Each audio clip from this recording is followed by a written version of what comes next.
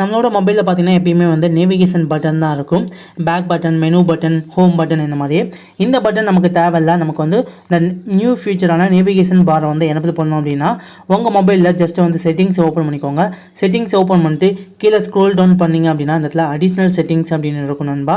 இந்த additional settings வந்து click பண்ணிக்கோங்க. கிளிக் பண்ணிவிட்டு இந்த இடத்துல பார்த்தீங்கன்னா உங்களுக்கு வந்து ஃபுல் ஸ்க்ரீன் டிஸ்பிளே அப்படின்னு இருக்கும். ஜஸ்ட் டேப் பண்ணுங்கள். அந்த டேப் பண்ணனே பார்த்தீங்கன்னா உங்களுக்கு வந்து இந்த இடத்துல பட்டன்ஸ் அப்படின்னு இருக்கும். இந்த பார்த்தீங்கன்னா உங்களுக்கு வந்து menu button, back button, home button அப்படின்னு இருக்கும். இந்த இடத்துல பார்த்தீங்கன்னா உங்களுக்கு வந்து ஃபுல் ஸ்க்ரீன் ஹெட்ஜர்ஸ் அப்படின்னு இருக்கும். இதை ஜஸ்ட் டேப் பண்ணி எனபிள் பண்ணிக்கோங்க. எனபிள் பண்ணோடனே பார்த்தீங்கன்னா கீழே இது எப்படி யூஸ் பண்ணுறது அப்படின்னு உங்களுக்கு டீட்டெயிலாக வந்து கொடுத்துருப்பாங்க. ஸோ இதை நீங்கள் வந்து பார்த்துக்கலாம். ஸோ எப்படி வந்து நேவிகேஷன் ஹெட்ஜரை எனபிள் பண்ணுறது, ஒரு ஆப்லேருந்து இன்னொரு ஆப்புக்கு நீங்கள் வந்து ஈஸியாக வந்து ஸ்பிட் பண்ண முடியும். ஸோ அதற்கான ஆப்ஷனை இப்போ புதுசாக வந்து ஆட் பண்ணியிருக்காங்க. ஸோ இந்த ஃபீச்சரை நீங்கள் வந்து உங்களோட மொபைல் என்ன பண்ணோன்னே பார்த்தீங்கன்னா இந்த இடத்துல உங்களுக்கு வந்து பாட்டமில் நேவிகேஷன் பட்டனுக்கு பதிலாக உங்களுக்கு வந்து நேவிகேஷன் பார் வந்து எனபிள் ஆகிடும். ஸோ இதை கண்டிப்பாக உங்களோட மொபைல் வந்து எனபிள் பண்ணுங்கள். ஓகே, இது எப்படி வந்து யூஸ் பண்ணலாம் அப்படிங்கிறத பார்ப்போம். ரீசெண்டாக என்னென்ன டேப்லாம் ஓப்பன் பண்ணிங்களோ அதை நீங்கள் வந்து வியூ பண்ணி பார்க்குறதுக்கு ஜஸ்ட் இந்த இடத்துல பார்த்தீங்கன்னா உங்களுக்கு வந்து நேவிகேஷன் பார் இருக்கும். ஜஸ்ட் இதை ஹோல்ட் பண்ணி மேலே இழுத்து விட்டீங்க அப்படின்னா ரீசெண்டாக என்னென்ன டேப் ஓப்பன் பண்ணிங்களோ அதை எல்லாத்தையும் நீங்கள் வந்து வியூ பண்ணி பார்க்க முடியும்.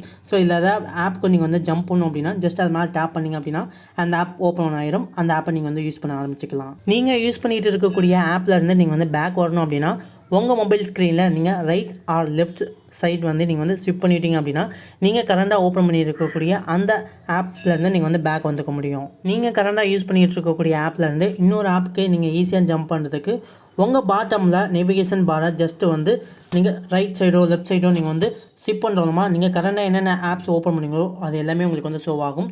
ஸோ அந்த ஆப் எல்லாத்தையும் நீங்கள் வந்து ஈஸியாக வியூ பண்ணியும் பார்க்க முடியும். ஜஸ்ட்டு நீங்கள் வந்து உங்களுக்கு தேவையான ஆப்ஸை நீங்கள் வந்து வியூ பண்ணி பார்த்துக்கலாம். ஈஸியாக நீங்கள் வந்து ஸ்விப் பண்ணி பார்க்க முடியும்.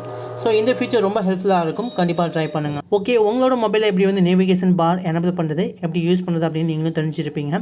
இந்த வீடியோ உங்களுக்கு யூஸ்ஃபுல்லாக இருந்தால் வீடியோக்கு லைக் பண்ணுங்கள். வீடியோவை உங்கள் ஃப்ரெண்ட்ஸ் அண்ட் ஃபேமிலி கூட ஷேர் பண்ணிக்கோங்க.